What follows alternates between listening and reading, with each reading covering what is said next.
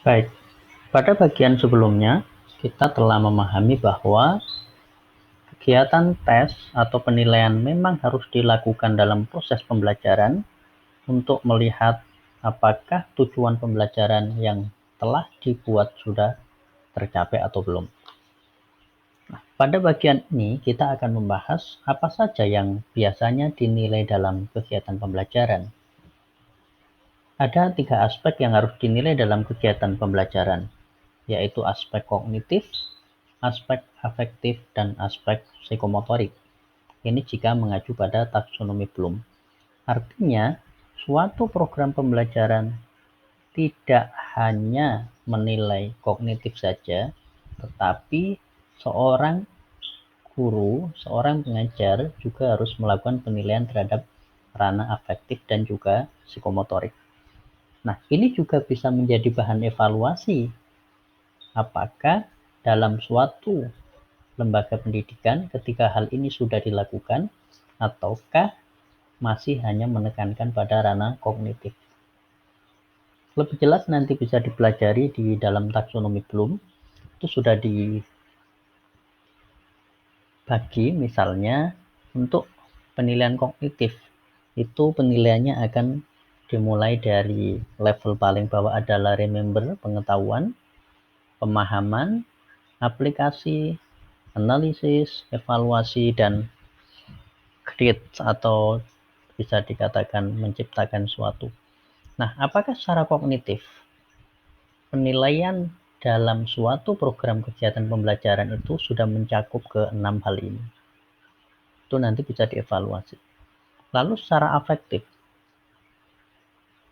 mulai dari pengenalan sampai dengan pengalaman, bagaimana seorang guru melakukan penilaian terhadap ranah afeksi. Ini nanti juga bisa dievaluasi.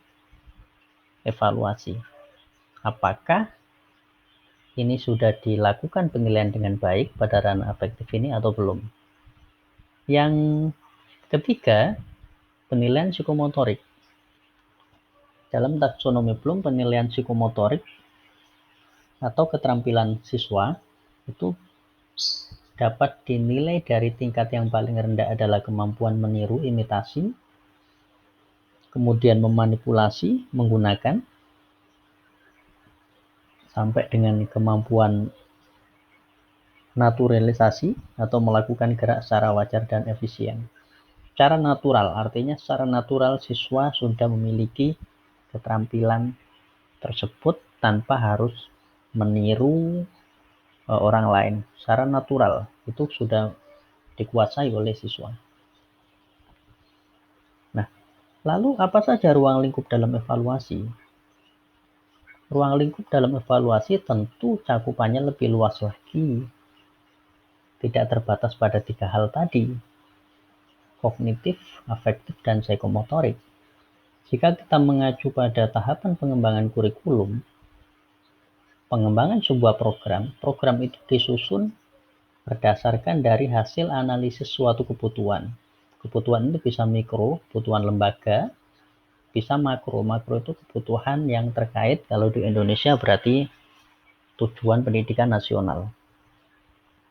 Apakah tujuan pendidikan ini sudah disusun dengan baik berdasarkan kebutuhan pengguna, kebutuhan Kementerian Pendidikan? Lalu dari kebutuhan ini dibuatlah tujuan instruksional umum atau tujuan instruksional khusus. Ini kaitannya dengan materi pembelajaran. Apakah materi pembelajaran sudah sesuai dengan kebutuhan? Itu juga bisa dievaluasi. Lalu apakah metode pembelajaran sudah sesuai?